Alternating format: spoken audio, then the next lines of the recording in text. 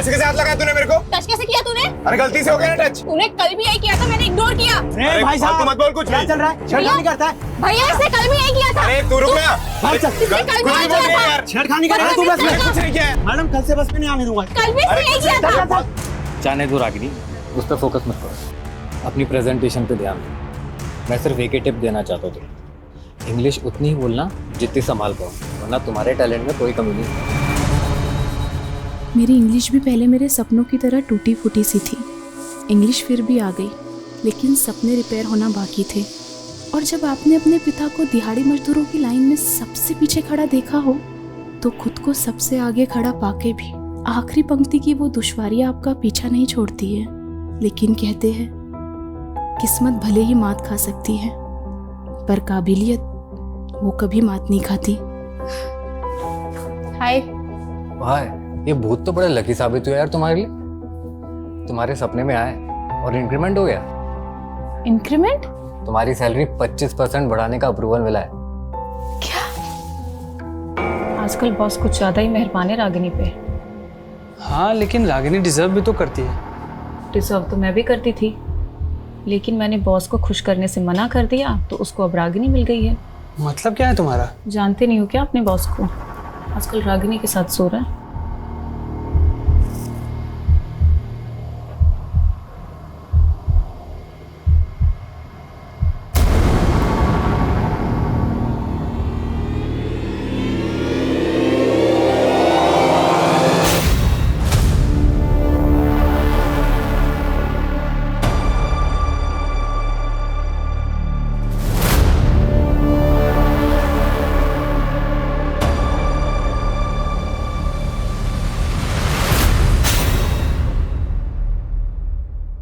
Madam वो आपने new biometric entry वाला फॉर्म भर दिया?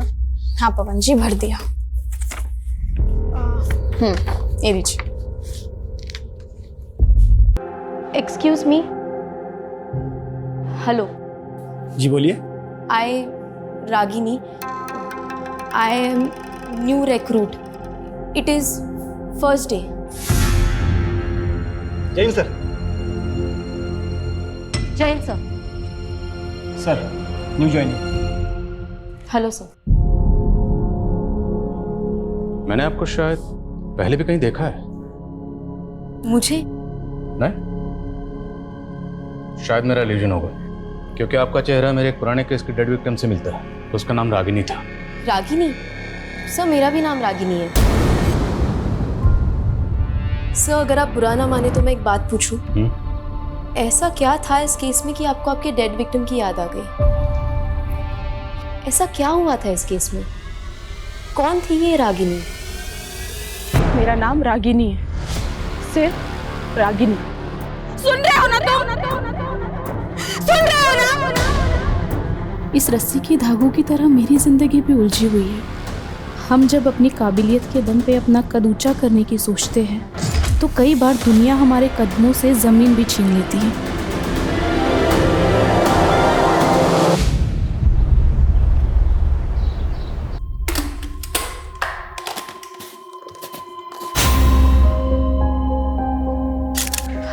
माँ मैंने खाना बना दिया है।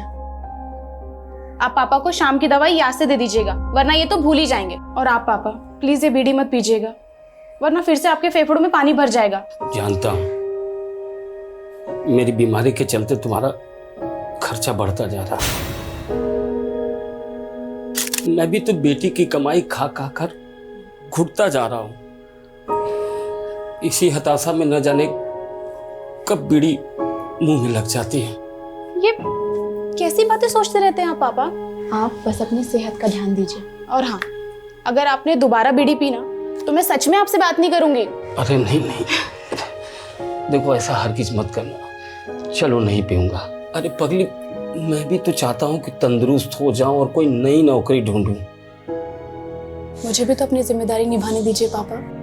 आपने भी तो जिंदगी भर मजदूरी करके हमें पढ़ाया लिखाया, वरना हमारे समुदाय के लोग अपने बच्चों को स्कूल तक नहीं जाने देते।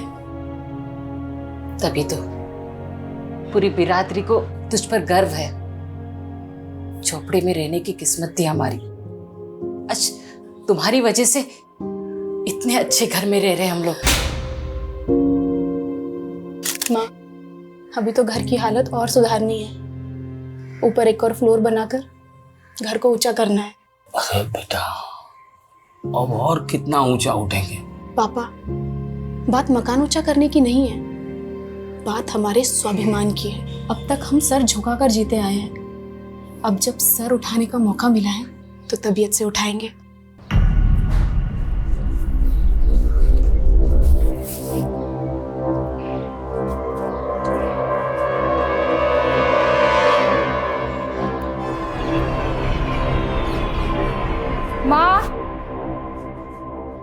माँ, एक कप चाय बना दो प्लीज। तेरी बहन सबके लिए खाना बना के ऑफिस भी चली गई, तू खुद के लिए चाय नहीं बना सकती? मेरी तुलना ना उससे मत क्या करो। तेरी तुलना में उससे करना भी नहीं चाहती। तू उसके एड़ी के बराबर भी हो जाए ना तो मैं गंगा नहा लूंगी।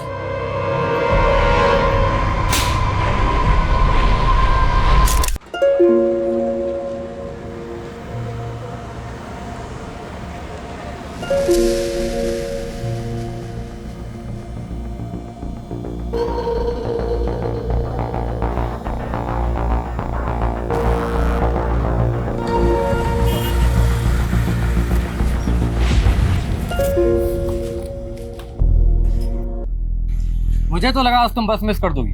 आज बस मिस होती तो बहुत जान से मार देता। बहुत बड़ी प्रेजेंटेशन है। ये धागा कैसा बांध रखा है?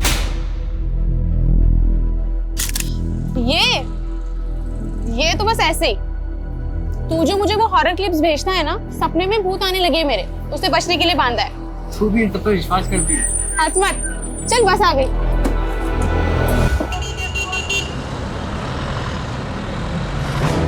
वैसे तुम्हारे सपने में जो भूत आते हैं वो दिखते कैसे? पागल तू भी। छोड़ ये सब। अच्छा सुन, जो मैं ऑफिस में प्रेजेंटेशन दिखाने वाली हूँ, तू उसे एक बार सुन और अपना फीडबैक दे।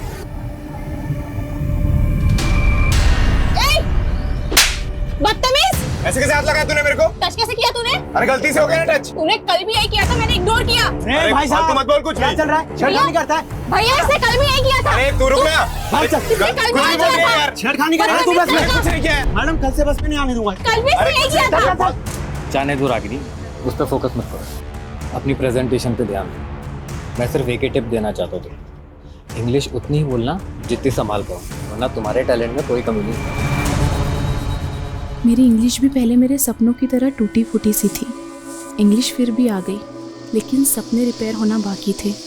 और जब आपने अपने पिता को दिहाड़ी मजदूरों की लाइन में सबसे पीछे खड़ा देखा हो, तो खुद को सबसे आगे खड़ा पाके भी आखिरी पंक्ति की वो दुश्वारियां आपका पीछा नहीं छोड़ती है। लेकिन कहते हैं किस्मत भले ही मात खा सकती है, पर काबिलियत वो कभी मात नहीं खाती। हाय भाई, ये भूत तो बड़ा लकी साबित हुआ यार तुम्हारे लिए। तुम्हारे सपने में आए और इंक्रीमेंट हो गया। इंक्रीमेंट? तुम्हारी सैलरी 25% बढ़ाने का अप्रूवल मिला है। क्या? आजकल बॉस कुछ ज्यादा ही मेहरबान है रागिनी पे। हाँ, लेकिन रागिनी डिजर्व भी तो करती है। डिजर्व तो मैं भी करती थी, लेकिन मैंने बॉस को खुश करने से मना कर दिया तो उसको अब रागिनी मिल गई है। मतलब क्या है तुम्हारा? जानते नहीं हो क्या अपने बॉस को? आजकल रागिनी के साथ सो रहा है।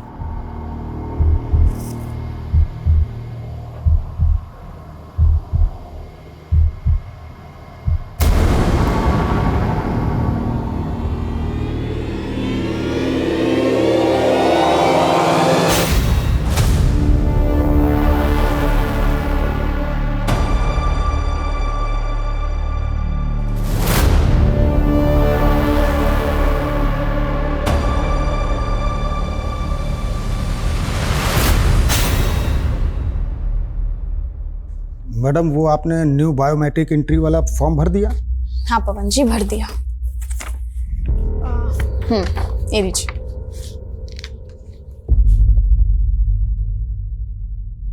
अरे मैडम, इसमें तो सरनेम ही नहीं है।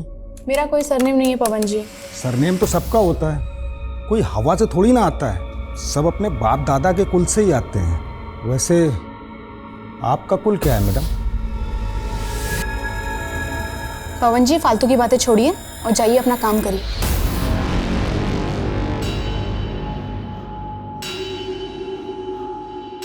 लाइए मैडम अपना फॉर्म दीजिए। जी आप ठहरे कुलवान व्यक्ति, क्यों ऐसे लोगों से उलझते हैं जो अपनी जात छुपाते हैं? मतलब ये कि रागिनी ठहरी आपसे नीचे वाली और देखिए आपकी बॉस बन के बैठी है। कभी सोचा नहीं था कि ऐसे नीच लोगों की आवाभगत करनी पड़ेगी। रागिनी तुमने मुझसे अनजाने में जूठन उठवाई है ना, अब देख मैं तुझे जूठा खिलाता भी हूँ, जूठा पिलाता भी।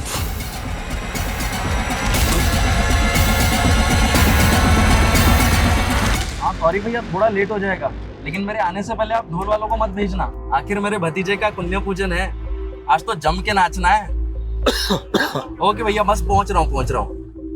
अरे अंकल थोड़ा स्पीड बढ़ाओ ना। अरे बेटा, इस रोड पर स्पीड लिमिट 50 किलोमीटर प्रति घंटा है। थोड़े रूल्स तोड़ भी दोगे तो क्या हो जाएगा, मुझे भी लेट हो रहा है।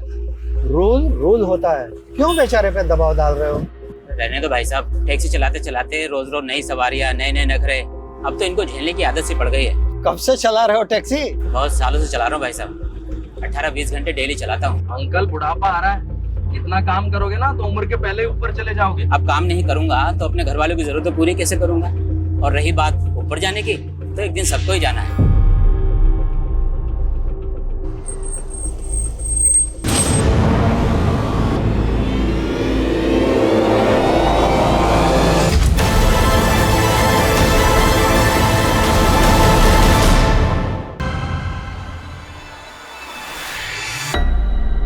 रागिनी फोन नहीं उठा रही है। 10 बजने को आया, कहाँ रह गई वो? अरे उसके दफ्तर में फोन करो ना। दफ्तर का नंबर तो गीतांजलि के पास है।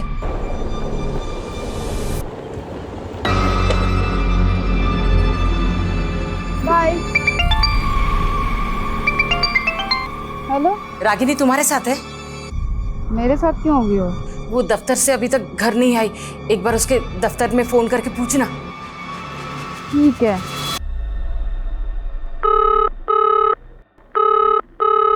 उसके ऑफिस में भी कोई कॉल नहीं उठा रहा है माँ, ऑफिस बंद हो गया होगा। एक काम करना, उसके साथ जो काम करते हैं उनको एक बार फोन करके पूछना। आप लोग क्यों टेंशन ले रहे हो? कहीं होगी ना, कहीं मौज करने आ जाएगी। क्या बकवास कर रही है ये? बकवास मैं नहीं कर रही हूँ पापा, और ये आप दोनों की गलती का ही नतीजा है। 27 साल की हो गई है, लेकिन उसकी शादी के बारे में आप लोगों ने नहीं सोचा, तो कहीं तो जाएगी ना अपनी जरूरती। समान है क्या कैची? बोलने से पहले ये भी नहीं सोचती कि सामने बाप खड़ा है।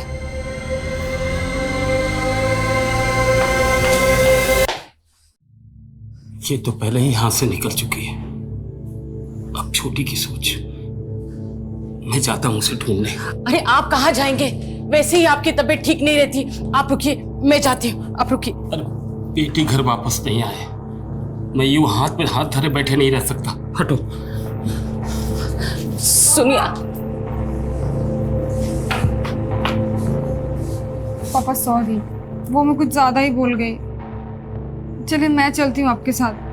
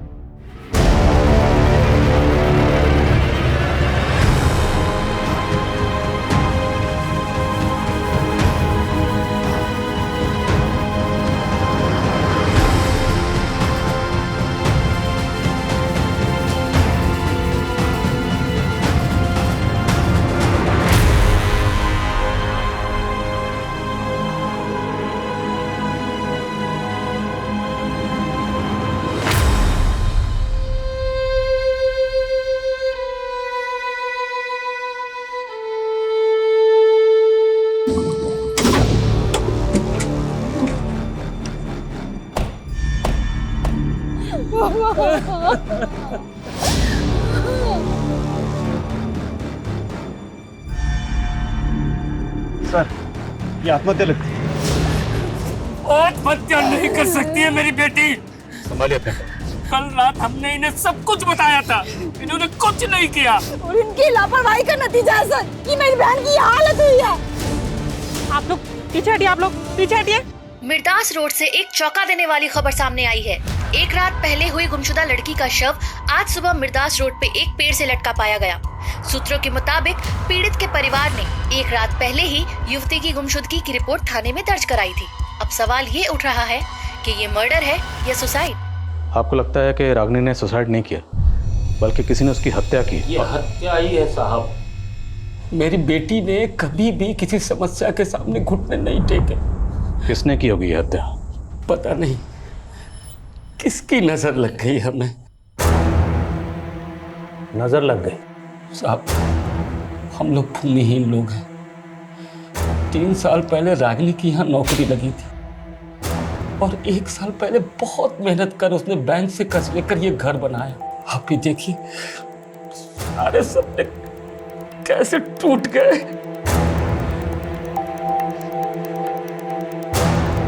रागिनी घर से ऑफिस कैसे आती जाती थी? सरगुनपेट से कोई भी सीधी बस नहीं है उसके ऑफिस आवा नगर के लिए, इसलिए वो सवारी के टेम्पो से नंदी चौक तक जाती थी और वहां से उसके ऑफिस के लिए सीधी बस मिल जाती थी। रागिनी आभा नगर अपने ऑफिस से बस लेकर पहले नंदी चौक आती थी, फिर यहाँ से शेयरिंग ट्रांसपोर्ट लेके अपने घर सरगुनपेट। लेकिन हमें रागिनी की लाश मिली मिर्दासपुर सरगुनपेट से 5 किलोमीटर आगे यहाँ से कट जाता है और हमें रागिनी की लाश यहाँ 1 किलोमीटर अंदर मिली। और सर इस पूरे रूट पे कहीं भी सीसीटीवी नहीं है। शर्मा, जब सीसीटीवी नहीं थे तब भी केसेस सॉल्व होते थे। इस पूरे रूट को स्कैन करो और ये भी पता करो कि रागिनी अपने ऑफिस से कितने बजे निकली थी। रागिनी मिर्दासपुर क्यों गई? वो वहाँ खुद अपनी मर्जी से गई या कोई उसे ज़बरदस्ती लेकर गया? ये सुसाइड है या अबैटमेंट टू सुसाइड या फिर मर्डर?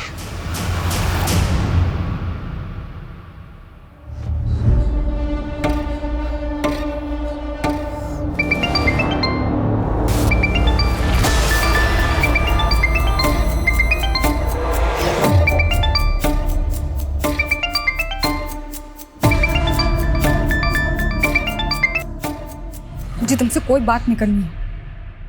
वो फोन कट मत करना। तुम्हें पता है ना मैंने रागिनी के लिए तुम्हें फोन किया। क्यों? उसकी किस्मत तो तुम ही लिख रहे थे ना, तो मुझसे क्या पूछ रहे हो? किस्मत तो मैं तुम्हारी भी लिखना चाहता। मेरी किस्मत तुम बहुत पहले ही खराब कर चुके हो। तुम ही हो ना पनौती हम दोनों बहनों के बीच में। मेरी जिंदगी तो बर्बाद कर दी और क्या पता रागिनी को भी अपने प्यार के चक्कर में फंसा लिया हो। बकवास बंद करो गीतांजलि। बकवास आदमी तो तुम हो। अगर मेरा बस चलता ना तो तुम्हें मार के लटका देती मैं, समझे तुम?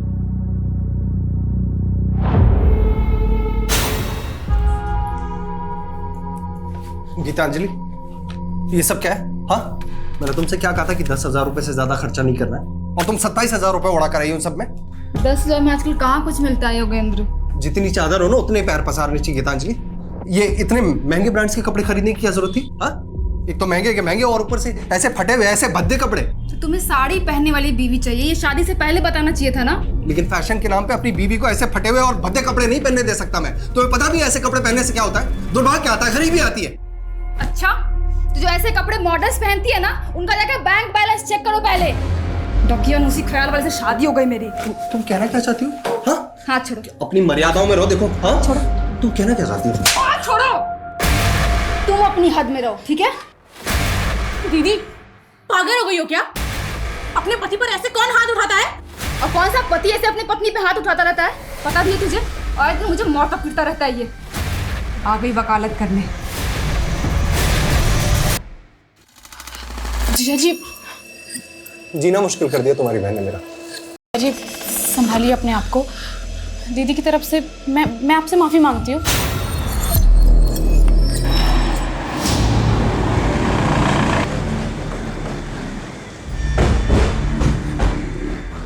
सर मैं मान ही नहीं सकता कि रागिनी सुसाइड कर सकती है।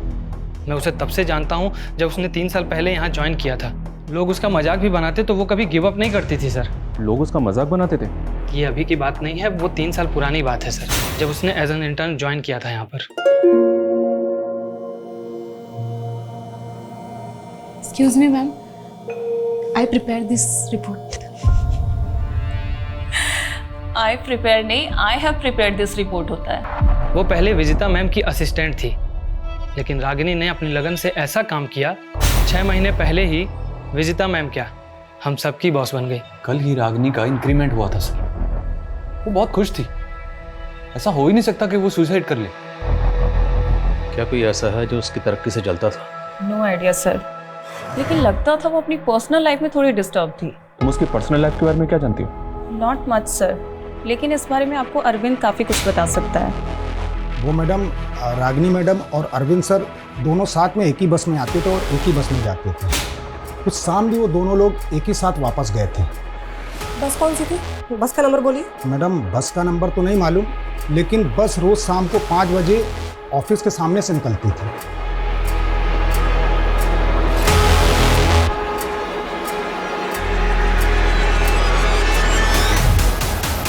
हाँ सर, ये लड़की रोजाना इसी बस से जाती थी, पर उस दिन इस बस से नहीं गई थी सर। क्या ये लड़की उस दिन बस में नहीं चढ़ी थी? नहीं सर। अच्छा, इसके ऑफिस का एक दोस्त भी इसके साथ जाता था बस में? सर एक लड़का जाता तो था, पर उस दिन तो वो लड़का भी बस में नहीं चढ़ा था। कहीं ऐसा तो नहीं रागिनी उस दिन अरविंद के साथ कहीं गई थी? पता करो अरविंद का, थाने बुलाओ उसे। Okay sir. सर मैं नहीं जानता रागिनी के साथ उस रात क्या हुआ। रागिनी और तुम दोनों एक साथ उस बस में जाते थे, लेकिन उस दिन तुम दोनों ही उस बस में नहीं चढ़े। बोल, रागिनी को लेकर कहाँ गया था? सर मुझे किसी काम से विदिशा जाना था, मैंने वो बस पकड़ी नहीं, लेकिन रागिनी उसी बस से गई थी। सॉरी यार, मैं आज तुम्हें बस में कंपनी नहीं दे पाऊंगा। तो क्या हुआ यार, कोई बात नहीं, मैं चली जाऊंगी। लेकिन ड्राइवर तो बोल रहा है कि रागिनी उस बस में चढ़ी ही नहीं। तुमने खुद देखा था रागिनी को चढ़ते हुए?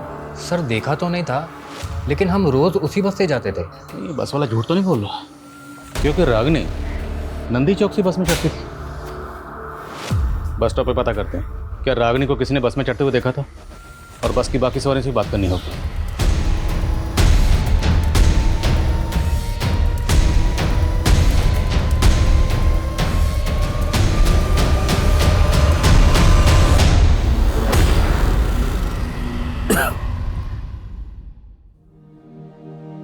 गिन चुन के 4 ही तो लोग हैं हम लोग, और ऊंचा मकान बनाने की क्या जरूरत है?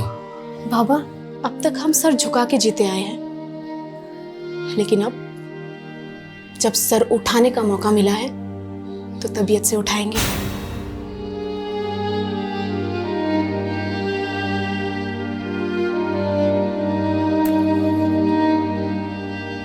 अगर आपने दोबारा बीड़ी पी ना तो मैं सच में आपसे बात नहीं करूंगी।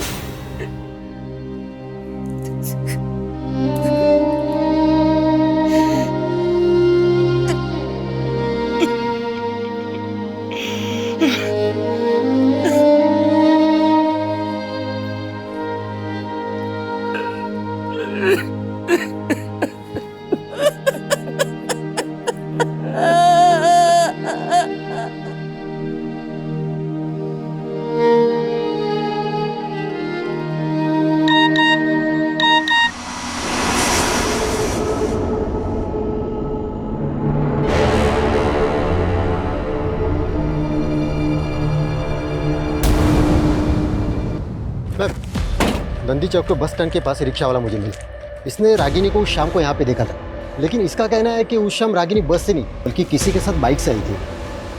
क्या देखा था आपने?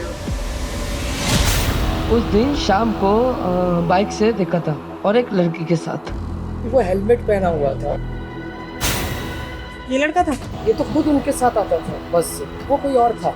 गाड़ी का नंबर? नंबर मुझे नहीं पता, लेकिन लाल कलर का बाइक था। क्या टाइम हो रहा होगा सर? करीबन 6 या 7 बज रहा था। मैम यहाँ आसपास कोई सीसीटीवी भी नहीं है। अरे कुछ तो होगा, आगे पीछे आसपास कहीं ना कहीं चेक करो। अब आगे एक पेट्रोल पंप है ना जी, वहाँ जाके चेक करो, हो सकता है उनके सीसीटीवी से पता चले कि रागिनी किस बाइक से आई थी।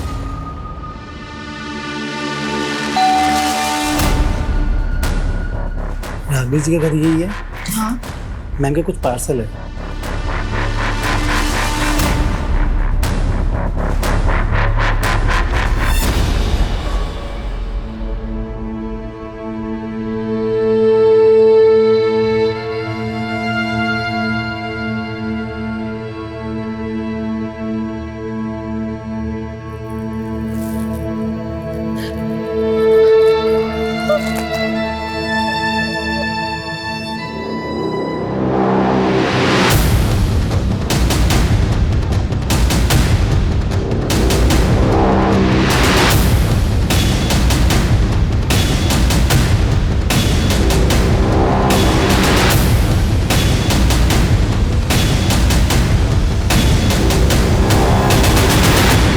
बाइक का तो कुछ पता नहीं चला सर, लेकिन उस शाम को रागिनी नंदी चौक के पेट्रोल पंप के एक सीसीटीवी फुटेज में कैप्चर हुई थी। वो शाम को तकरीबन 7 बजे एक कैब में बैठी हुई दिखी। ये देखिए, इसकी कैब है। अब बिना वक्त गवाए ये बता दे कि लड़की को क्यों मारा, बोल। साहब मैं मानता हूँ वो लड़की मेरी टैक्सी में बैठी थी। ये बोल, लड़की को लेकर गया कहाँ था? साहब मुझे कुछ नहीं पता, मैं शहरी टैक्सी चलाता हूँ, कौन कहाँ पे उतरता याद नहीं मुझे। कोई बात, हम याद दिलाएंगे। याद दिला जरा से। साहब मुझे याद आ रहा है साहब। सर मैंने उस लड़की को ना मिर्दास रोड पे छोड़ा था साहब।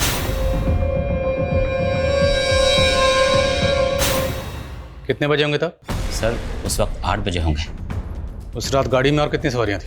सर उस लड़के के अलावा 3 सवारियां और थी। कौन थी वो 3 सवारी? सर मैं पहचानता नहीं उनको, शहरी टैक्सी चलाता हूँ ना, अलग अलग जगह से चढ़ी थी। वो सवारियां उतरी कहाँ थी ये तो याद होगा? साहब वो पहली सवारी तो कीर्ति नगर उतरी थी और दूसरी वृंदापुर और तीसरी मालवीपुर उतरी थी सर। वो लड़की रागिनी हर रोज नंदी चौक से अपने घर सरगुनपेट जाने के लिए शेयरिंग ट्रांसपोर्ट लेती, तो वो मिर्दास रोड क्यों जाएगी? अब वो मुझे नहीं पता साहब। कोई बात, हम पता लगा लेंगे। इसकी टैक्सी का फोरेंसिक करवा। सर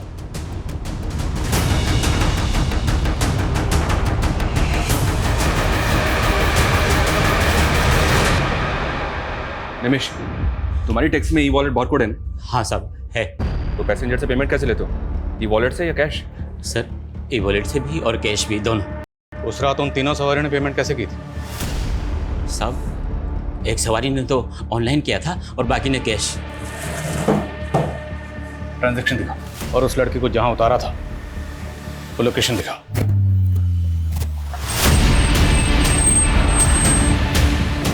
चलो उतरो।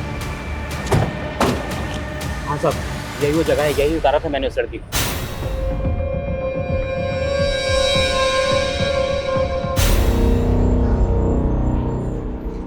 वो जगह यहाँ से 1 किलोमीटर दूर है, यहाँ पर रागिनी की लाश लटकी हुई है। सर यहाँ आसपास कुछ घर दिखाई दे रहे हैं, हो सकता है कि रागिनी किसी के घर पे आई हो। उस रात को किसी ने रागिनी को यहाँ आते जाते देखा। रागिनी के घर वालों ने ऐसा कुछ कहा नहीं कि उनकी जान पहचान का यहाँ कोई रहता है, फिर भी पता करो। ओके सर, विकास। हाँ समझ। सर उस शाम कैब वाले को रमेश कुमार नाम के एक आदमी ने ई वॉलेट से पे किया था। सर ये आदमी कीर्ति नगर में रहता है, मैंने उसे बुलवा लिया है। ठीक।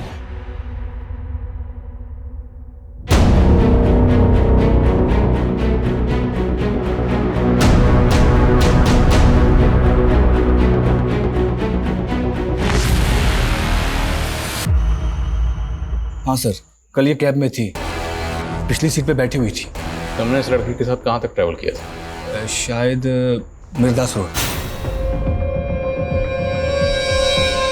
इस लड़की, तुम्हारे और टैक्सी ड्राइवर के अलावा टैक्सी में और कितने लोग? सर 2 जन और थे, एक अंकल थे बहुत बुजुर्ग, बार बार खांस रहे थे, और सर एक लड़का था यंग। कौन थे वो दोनों, जानते हो? नहीं सर मैं नहीं जानता। वो दोनों एक दूसरे को जानते? सर ऐसा देख के तो नहीं लगा, पर वो लड़का बहुत जल्दी में था सर, उसे किसी फंक्शन में जाने के लिए बोल रहा था। आखिर मेरे भतीजे का पुण्य पूजन है, आज तो जम के नाचना है।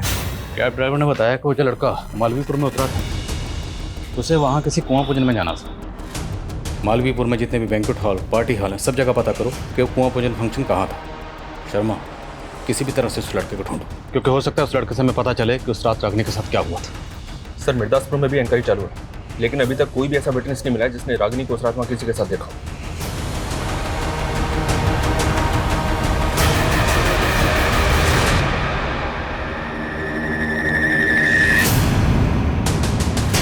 सर रागिनी के घर से फोन था, उसकी फैमिली आपसे मिलना चाहती है। रागिनी ने ऑनलाइन पोर्टल से रस्सी मंगवाई थी जो अब डिलीवर हुई है। जी सर। सर कुछ समझ में नहीं आ रहा है कि उसने ये रस्सी क्यों मंगवाई। और सर पिछले 2 महीने में 3 बार वो ये रस्सी ऑर्डर कर चुकी है। तो ये रस्सी जिस अकाउंट से ऑर्डर की गई थी वो गीतांजलि 123। गीतांजलि सर मेरा ही अकाउंट है, हम दोनों एक ही अकाउंट यूज करते थे।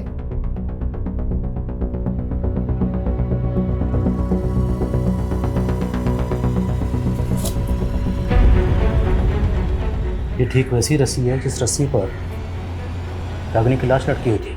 हाँ सर, इसीलिए लगा कि आपको बता देना चाहिए। पर आप तो कह रहे थे कि रागिनी सुसाइड नहीं कर सकती, जबकि आपकी बेटी कह रही है कि रागिनी पिछले 2 महीने से ऐसी रस्सी मंगवा रही थी।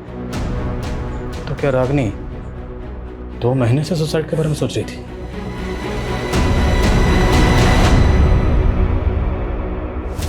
सर अब तो मुझे फैमिली वालों पे ही डाउट हो रहा है। कहीं ऐसा तो नहीं कि उन्हें पता हो रागिनी ने किस वजह से सुसाइड किया है और वो हमें गोल गोल घुमा रहे हैं। अगर घर वाले वाकई कुछ छुपा रहे हैं फिर इस केस की कहानी कुछ और है। क्या ऐसा हो सकता है सर कि रागिनी के घर वाले पिछले 2 महीने से रागिनी को मारने की प्लानिंग कर रहे थे? ऑनलाइन रस्सी मंगाना उनकी प्लानिंग का हिस्सा हो? सर रस्सी उसकी बड़ी बहन के अकाउंट से मंगाई गई है। ऐसा हो सकता है कि घर पे उसका मर्डर किया गया और लाश ले जाकर बाहर लटका दी ताकि वो लोग ना फंसे। और सर हमें मर्डर और सुसाइड में उलझा रहे हैं। उस घर का पूरा खर्चा सिर्फ और सिर्फ रागिनी के पैसे से चलता था। अब सवाल ये है कि वो सोने के अंडे देने वाली मुर्गी को क्यों मारेंगे? शायद ऑनर किलिंग वाला एंगल हो सकता है कि रागिनी को कोई ऐसा लड़का पसंद आ गया हो जिसे उसके घर वाले ना पसंद करते। देखो, अरविंद रागिनी के काफ़ी क्लोज था, पर वो ये नहीं मान रहा कि उसका रागिनी के साथ अफेयर भी था। तो क्या ये मुमकिन है कि रागिनी किसी और लड़के को मिलने के लिए मिर्दासपुर गई? लेकिन सर मिर्दासपुर में कुछ नहीं मिल रहा है। रागिनी के सोशल मीडिया अकाउंट्स चेक करो, क्योंकि इस रस्सी ने इस केस को और भी उलझा दिया है। लेकिन रागिनी की मौत का इस रस्सी से कोई तो राज जुड़ा है।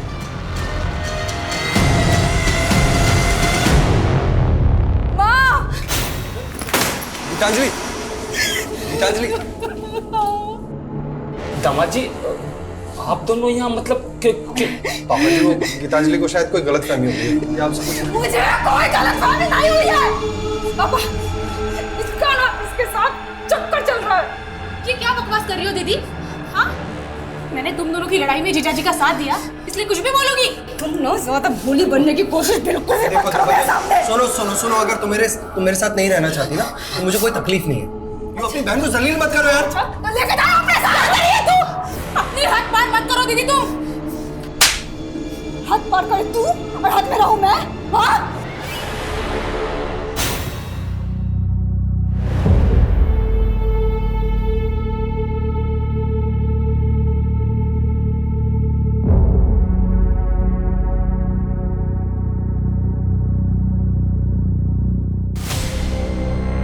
गीतांजलि, कहीं तू हमसे कुछ छुपा तो नहीं रही है ना?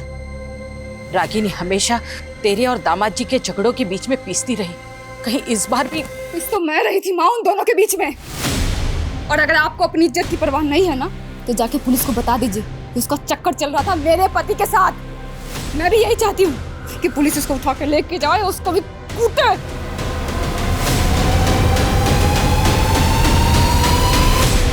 उस रात मालवीपुर के एक पार्टी हॉल में एक बच्चे का कुआं पूजन था, और रमेश के मुताबिक जिस बच्चे का कुआं पूजन था वो उसका भतीजा था। हमने इस फंक्शन की गेस्ट लिस्ट निकाली।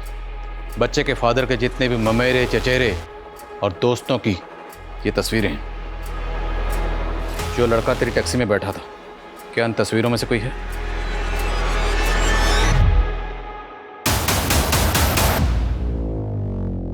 सर वो लड़की मालवीपुर के पहले ही कहीं उतर गई थी। कहाँ उतरी थी? जगह का नाम बोल। शायद मिर्दासपुर सर। रात तेरे, टैक्सी ड्राइवर और इस लड़की के अलावा टैक्सी में कोई और भी था? सर 2 लोग और थे। कौन थे, जानते हो ना? जी नहीं सर। विनय, रमेश और कैब ड्राइवर निमेश, इन तीनों की स्टेटमेंट सेम है। मैंने चेक भी किया सर, ये तीनों वाकई में एक दूसरे को नहीं जानते। हो सकता है तीनों सच बोल रहे हैं। इन तीनों के अलावा उस रात कैब में एक बंदा और था जो वृंदा पर उतरा। वो बंदा कौन था? उसका बयान लेना भी जरूरी है। उसका स्केच बनवा इन तीनों से। Okay sir. सर उस शाम रागिनी की कलीग दिलीप का नंबर नंदी चौक में एक्टिव था, और सर उसके पास बिल्कुल उसी मॉडल की बाइक है जिसके बारे में चाय वाले ने जिक्र किया था। वो मैंने उसको लिफ्ट दी थी सर, लेकिन मैंने उसको नंदी चौक उतार दिया था। वही तो पूछ रहा हूँ, पहले क्यों नहीं बताया? प्लान क्या था? कैसा प्लान सर? आप बेकार में शक कर रहे हैं मुझ पर। मैं तो खुद गिल्ट में हूँ कि मैंने उस दिन उसको घर तक नहीं छोड़ा। ये इमोशनल ड्रामा बंद कर, सच बोल। मैं सच कह रहा हूँ सर, मैं उसको घर तक ड्रॉप करता तो मुझे अपने घर जाने के लिए 15 किलोमीटर वापस आना पड़ता। इसलिए रागिनी ने ही मुझसे कहा कि मैं उसे नंदी चौक उतार दूँ, वो शेयरिंग कैब ले लेगी। ठीक है, जाओ।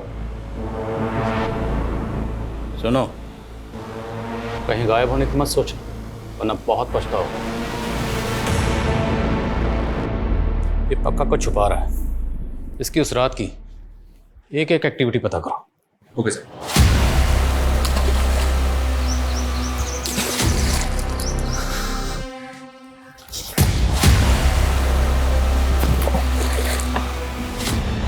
सर, रागिनी की डिटेल पोस्टमार्टम रिपोर्ट। उसकी मौत फांसी लगने से ही हुई है और मौत से पहले उसके साथ गैंगरेप भी किया गया।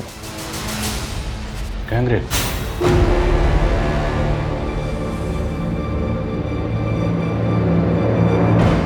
ये भी तो मुमकिन है कि जिन लोगों ने उसका गैंगरेप किया उन्हीं लोगों ने उसको मारा, रस्सी से बांधा और पेड़ पर लटका दिया। लेकिन वो रेपिस्ट है कहाँ? रेपिस्ट तो रेपिस्ट। हम तो अभी तक ये भी पता नहीं लगा पाए कि रागिनी मिर्दासपुर क्यों गई थी। आसमान सर, वृंदापुर में उस चौथे आदमी का स्केच आइडेंटिफाई हुआ है। मंजुल नाम है सर उसका। लाओ से। हाँ सर, वो लड़की थी उस कैब में और मिर्दासपुर उतरी थी। उस लड़की का गैंगरेप हुआ था और फिर मर्डर। अगर कुछ भी जानते हो तो बता दो। सर, मेरे बच्ची जैसी है वो। मैं खुद हैरान था कि इतनी रात को वो उतरी क्यों।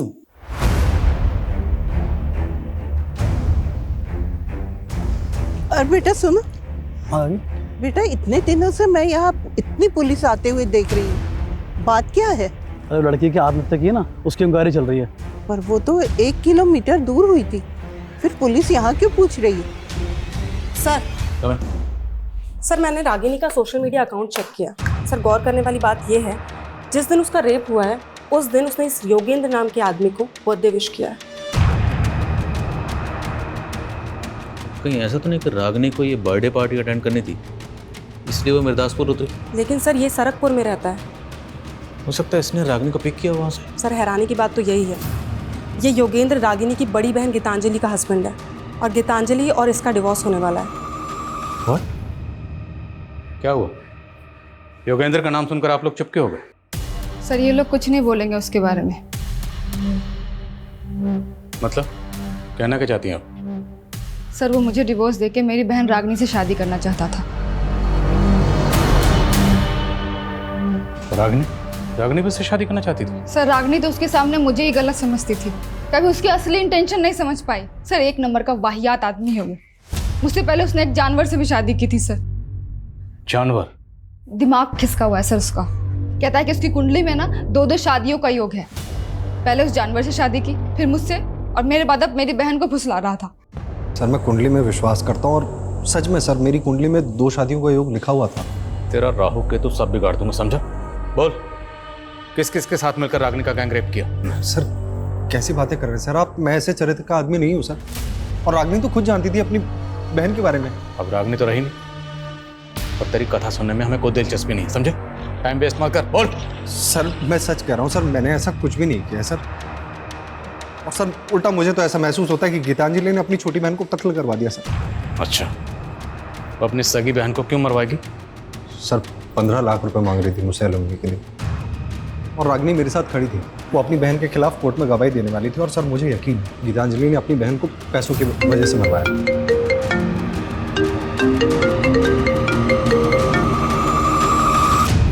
बोलो।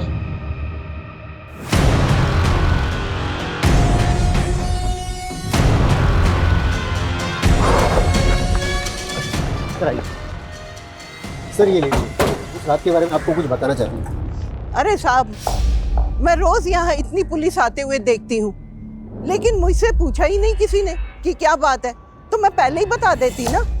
बात यह है कि हम एक लड़की को ढूंढ रहे हैं। ये वो लड़की क्या आपने? अरे साहब, मैं यहाँ रोज रात को कुत्तों को बिस्किट खिलाने आती हूँ।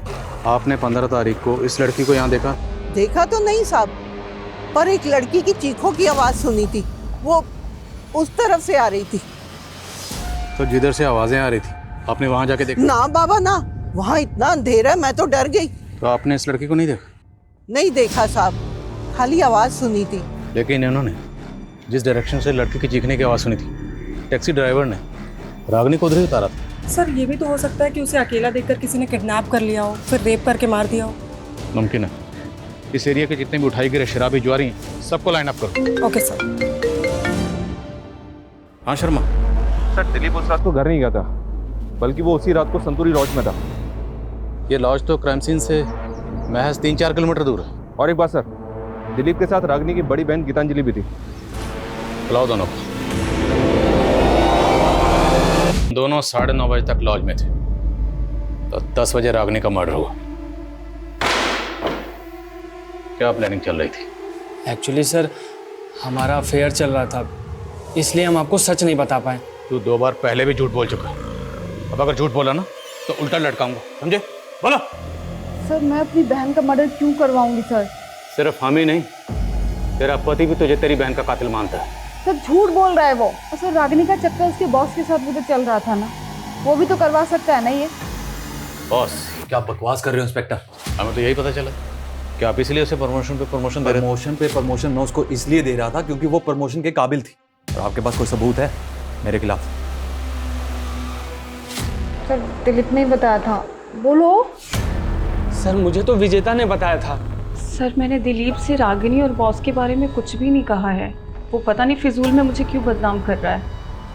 सर अभी तक हमारे पास इन सस्पेक्ट्स में से किसी के भी खिलाफ कोई स्ट्रॉन्ग प्रूफ नहीं। शर्मा अभी तो सस्पेक्ट सामने आने शुरू हुए, इन सब की एक एक डिटेल पता करो। हम लोगों से कहीं ना कहीं कोई तो चूक हो रही है।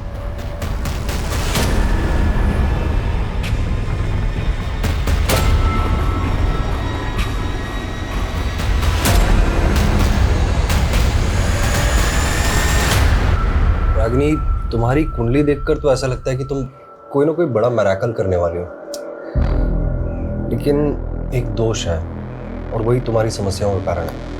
कैसा दोष? बड़ा भारी दोष है। सर हमने इन तीनों की बारीक से बारीक डिटेल निकाली है। निमेश के बारे में कुछ बातें पता चली है। कैसी बातें? ये वर्कहॉलिक है सर, 3-3 शिफ्ट में टैक्सी चलाता था, लेकिन उस रात के बाद से ना तो इसने टैक्सी चलाई है और ना ही अपने मोहल्ले के बाहर निकला है। डरा हुआ है क्या? पता नहीं सर। और ये रमेश, ये भी ऑफिस नहीं गया था और ना ही विनय कॉलेज। ये तीनों के तीनों एक ही बयान दे रहे हैं। अब ये सच बोल रहे हैं या झूठ, ये पता लगाने का वक्त आ गया। साहब मैंने कुछ नहीं किया, मेरी तबीयत खराब थी साहब। दिमाग खराब मत कर, तेरी टांगे तोड़ दूंगा, समझे? रमेश, मंजुल और विनय सब बोल चुके हैं, अब तू बोल।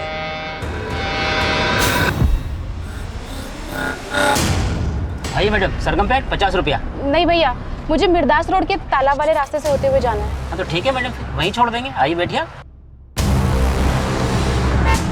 वो लड़की पीछे सीट पर बैठी थी और साथ में 3 लोग जो बैठे थे उस लड़की के साथ बदतमीजी कर रहे थे। मैं तो लड़की को बचाना चाहता था, इसलिए मैं उस लड़की को मिर्दास रोड पे उतार रहा था। उन लोगों ने मुझे जान से मारने की धमकी दी, फिर जो जो वो बोलते रहे मैं करता रहा। उन्होंने आगे जाके गाड़ी रुकवाई और उस लड़की के साथ रेप किया।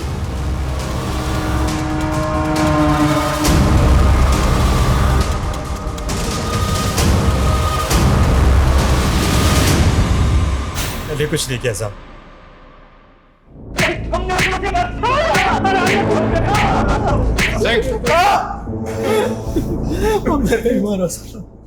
उन तीनों जानवरों ने उस मासूम को गद्द की तरह नोचा। तो तेरी तो बेटे की उम्र की थी, रेप ही नहीं किया बल्कि उसको मार दिया। नहीं, हमने कुछ नहीं किया साहब, हमने तो उसको जिंदा छोड़ दिया था। हाँ सर, निमेश ने हमें उसके बाद हमारे घर छोड़ दिया था। सर हम वहां से गए तो वो जिंदा थी। सर सच में हमने उसे नहीं मारा। तुम्हें 7 मंगलवार ऐसे ही पानी में रस्सी को बहाना और फिर देखना तुम्हारी समस्या कैसे खत्म होती है। ये काला धागा, इसे हमेशा अपने हाथ में बांधे रखना है ना।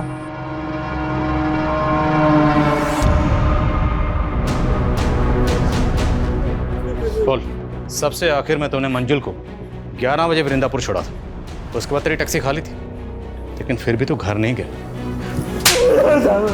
घर गया सुबह, कहाँ था रात भर? बोल बोल, वरना रेप और मर्डर के चार्जेस लगाऊंगा तुझ पर। नहीं साहब, नहीं। साहब मैंने पहले रैप नहीं किया, पर वो लड़की मेरे दिमाग में बार बार घूम रही थी। मैंने पहले उन तीनों को घर छोड़ा, फिर मैं वहां गया था साहब।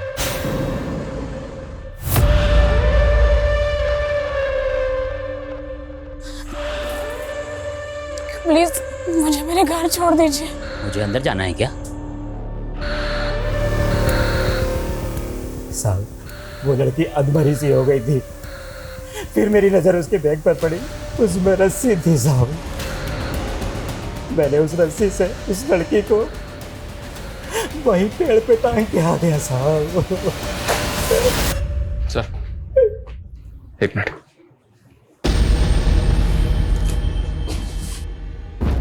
सर इस क्राइम का मोटिव कुछ और ही है। मैं उसे सबक सिखाना चाहता था। मुझे पता था वो रोज इस शेयरिंग टैक्सी से आना जाना करती है, इसीलिए मैंने प्लान बनाया। मैं और विनय अलग अलग जगह से चढ़े, लेकिन हम जब गाड़ी में चढ़े वो बैठी भी नहीं थी।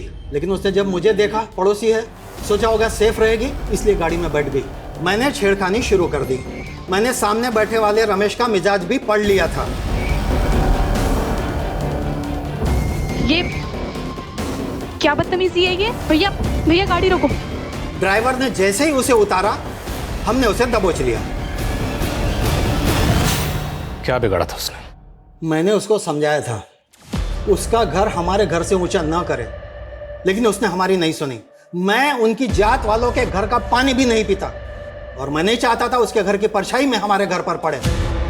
शर्मा,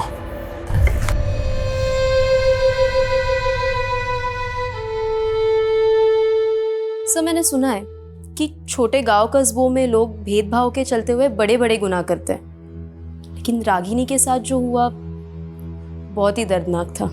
वो लोग रागिनी को छोटा समझते थे। दरअसल छोटी रागिनी नहीं, छोटे थे वो लोग, उनकी सोच, जिन्होंने रागिनी को सिर्फ इसलिए मार दिया ताकि रागिनी के घर की परछाई उनके घर पर ना पड़े। सिर्फ इसलिए एक मासूम की जान ले ली उन लोगों ने, जबकि उनकी खुद की परछाई उनसे शर्म खाती हो। जो लोग दूसरों को भेदभाव की नजर से देखते हैं, दरअसल समाज में वो विकृति पैदा करते हैं, और ऐसे ही लोग देश में अराजकता का माहौल पैदा करते हैं।